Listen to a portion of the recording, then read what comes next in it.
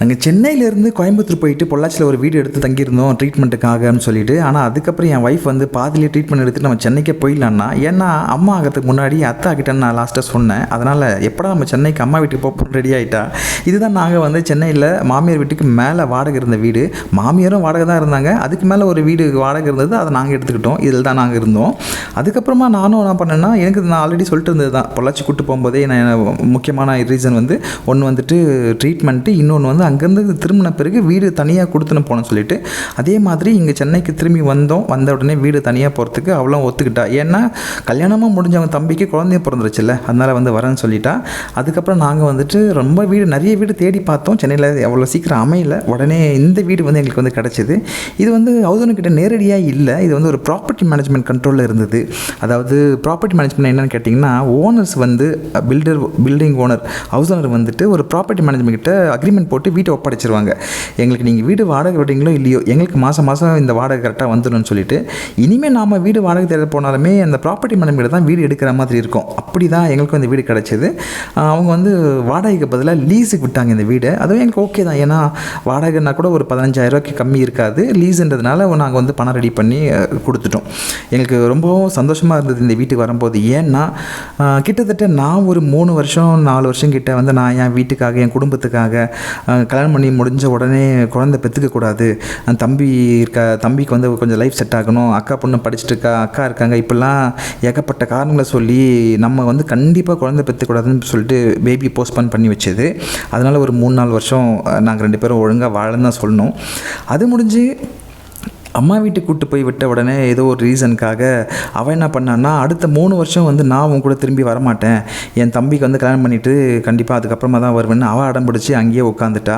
இப்படி ஆளுக்கு வந்து நாங்கள் வந்து எங்களுக்காக 2 பேருக்காக வாழாமல் அவங்க அம்மா வீட்டுக்காக ஒரு 3 வருஷம் 4 வருஷம்னு சொல்லி நாங்கள் வாழ்க்கையை வந்து தொலைச்சிட்டோம் தான் சொல்லணும்.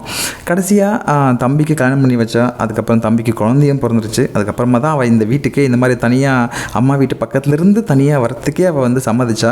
அதனால் இந்த வீடு எங்களுக்கு ரொம்ப ஸ்பெஷல்னு சொல்லணும். நாங்களும் இந்த வீட்டை வந்து இந்த வீட்டில் தான் இனிமேல் நம்ம வாழ்க்கையை அவ்வளோ ஒரு அற்புதமாக நமக்காக வாழ போகிறோம் அப்படின்னு சந்தோஷமாக இந்த வீடு வந்து நாங்கள் வந்து எடுத்தோம். ஆனால் நாங்கள் பால் பொங்கின பிறகு இந்த வீடு வந்து அவ்வளோ சுத்தமாக இல்லை. ஏன்னா ரொம்ப நாள் பூட்டி இருந்திருக்காங்க போல தெரியுது. அவ்வளோ டஸ்ட்டு, நிறைய இந்த பூச்சி, அதுக்கப்புறம் இதெல்லாம் செத்து கிடந்தது. நிறையா பல்பெலாம் வந்து ஹால்லேயே உடஞ்சிருந்தது. ஸோ நாங்கள் வந்து பால் போன உடனே ப்ராப்பர்ட்டி மேனேஜ்மெண்ட்டுக்கு வந்து இன்ஃபார்ம் பண்ணோம்.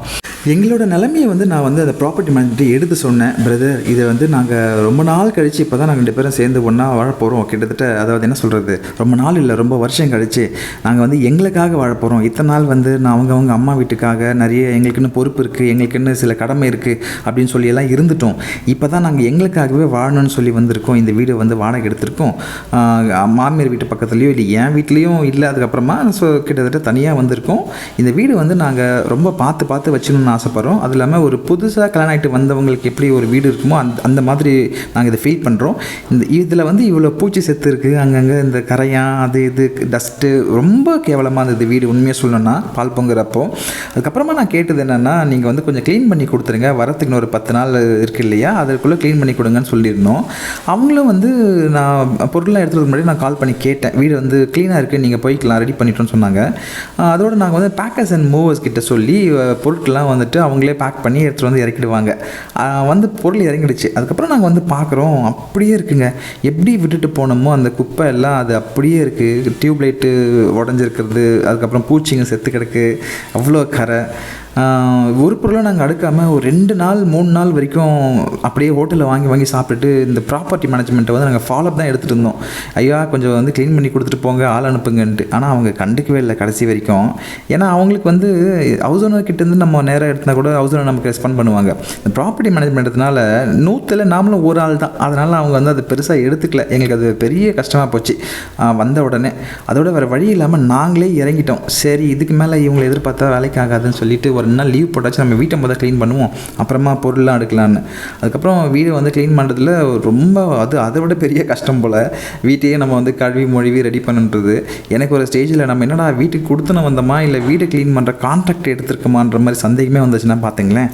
அடுத்த நாள் வந்து என் ஒய்ஃப் என்ன பெருசாக வேலை வாங்கலை, விட்டுட்டா. சரி நீ வந்து நேற்றே நிறைய வேலை செஞ்சுட்ட, இதுக்கப்புறமா இந்த பேப்பர் போடுறது, அதுக்கப்புறமா இந்த பாத்திரங்கள் அடுக்கிறது இதெல்லாம் நான் பார்த்துக்கிறேன் அப்படின்னு சொல்லிட்டு, ஸோ அவள் பாதி நான் பாதி, இந்த மாதிரி வீட்டு வேலை நாங்கள் பிரிச்சுக்கிட்டோம். சென்னைக்கு வந்த பிறகு நாங்கள் இந்த மாதிரி இந்த புது வீடு எடுக்கும்போது எங்களுக்கு உண்மையாலுமே நிறைய மனநிலை வந்து நிறைய மாறி இருந்ததுன்னு சொல்லணும். ஏன்னா இதுக்கு முன்னாடி சென்னையில் இருந்தோம், அதுக்கப்புறம் பொள்ளாச்சி போயிட்டு வந்தோம். பட் முன்னாடி சென்னையில் இருக்கும்போது ஸ்நாக்ஸ் சாப்பிட்றது, நல்லா வெள்ளை சோறு சாப்பிட்றது, டீ காஃபி சுகர் இப்படி தான் கண்டினியூவாக இருந்தது. ஆனால் அங்கே பொள்ளாச்சி போயிட்டு ஒரு கிராமத்து வாழ்க்கை வாழ்ந்த பிறகு நிறைய விஷயம் கற்றுக்கிட்டேன்னு சொல்லணும். அங்கே போன பிறகு தான் சிறுதானியங்கள் சாப்பிட கற்றுக்கிட்டோம். அது வரைக்கும் என் வீட்டுக்காரிக்கு வந்து கம்பு கேழ்வரகுலாம் உண்மையாலுமே தெரியாதுன்னு தான் சொல்லணும். அவள் சாப்பிட்டதில்லை, பெருசாக சாப்பிட்டதில்லை. அதுவும் இல்லாமல் சிட்டிலேயே வாழ்ந்ததுனால அவளுக்கு வந்து, அதுவும் சொந்தக்கார மத்தியிலேயே இருந்ததுனால வெளியே ஆட்கள் கிட்டே பேசி பழகிறதுக்கும் அவ்வளோவா அவளுக்கு விருப்பம் இல்லை. அவள் தெரியவும் தெரியாது, அவள் ரெடியாக இல்லைன்ற மாதிரி இருந்துச்சு. ஆனால் இந்த கிராமத்தை போன பிறகு தான், அதாவது பொள்ளாச்சியில் போன பிறகு தான் வெளி ஆட்கள் கிட்டே பேசி பழகி அங்கே நமக்கு அந்த மகேஸ்வரி அக்காலாம் ஒரு ஃபேமிலி ஃப்ரெண்டாக கிடச்சிது, அந்த குடும்பமே. அதுக்கப்புறமா அங்கே போன பிறகு அந்த பூங்கார அரிசி, அதுக்கப்புறம் என்ன சொல்கிறது, இந்த கருப்பு கவனி, மாப்பிள்ளை சம்பா, இந்த மாதிரி அரிசிகள்லாம் இருக்குன்றதே அங்கே போன பிறகு தான் தெரியும்.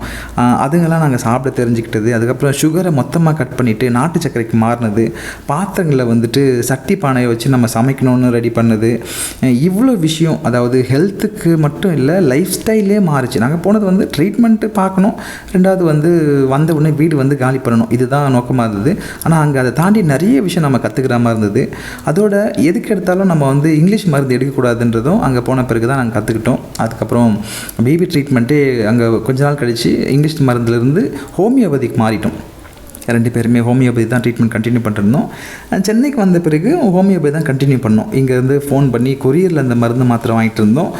இங்கே எதனா ஒன்றுனா கூட நம்ம எடுத்த உடனே வந்து மருந்து மாத்திரை எடுக்காமல் அதுக்கு ஆல்டர்னேட்டிவாக சித்தா இல்லை ஹோமியோ இப்படி தான் நம்ம பார்க்கணுன்றதை ரொம்ப ஸ்ட்ராங்காக நாங்கள் அதை ஃபாலோ பண்ண ஆரம்பித்தோம்.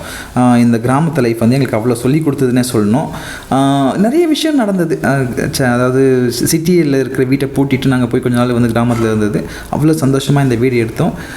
அதுக்கப்புறம் எங்களோட ரிலேஷன்ஸ்லாம் வர்றது போகிறது எல்லாருக்குமே ரொம்ப பிடிச்சிருந்தது வீடும் எங்களுக்கும். நம்ம வந்து ஒரு இதுக்கப்புறம் சீக்கிரமாக பேபி கன்ஃபார்ம் பண்ணுறோம். அட்லீஸ்ட் கோயம்புத்தூரில் நமக்கு கிடைக்கலனாலும் இப்போ நமக்கு கிடச்சிருன்ற ஒரு சந்தோஷத்தோட.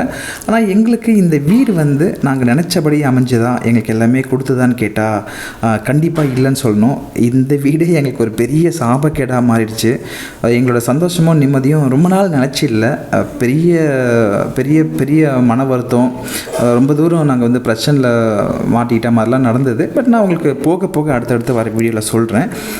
இப்போதைக்கு இந்த வீடு வந்து நாங்கள் வந்து எல்லாமே செட் பண்ணிவிட்டு சந்தோஷமாக இருக்கிறதுக்கான எல்லா முயற்சிகளும் எடுத்தோம். அடுத்ததாக வரப்போகிற வீடியோவில் நான் உங்கள்கிட்ட என்னென்ன ஷேர் பண்ணுறேன்னா, இந்த வீட்டுக்கு வந்த பிறகு நாங்கள் சில திங்ஸ் எல்லாம் வாங்கினோம். ஆன்லைனில் இருக்கட்டும் இல்லை ஆஃப்லைனில் இருக்கட்டும். அது எப்படின்னா, ஒரு இடத்துக்கு தகுந்த மாதிரி நம்ம வந்து பொருட்களை வாங்க வேண்டிய சூழ்நிலை வருதுன்றதை நான் அப்போ தான் தெரிஞ்சுக்கிட்டேன். அது என்னென்ன பொருட்கள் நான் சொல்கிறேன். ப்ளஸ் வந்து எங்களுக்கு என்னென்ன நடந்தது, இந்த வீடு எங்களுக்கு எவ்வளோ கை கொடுத்தது நான் சொல்கிறேன்.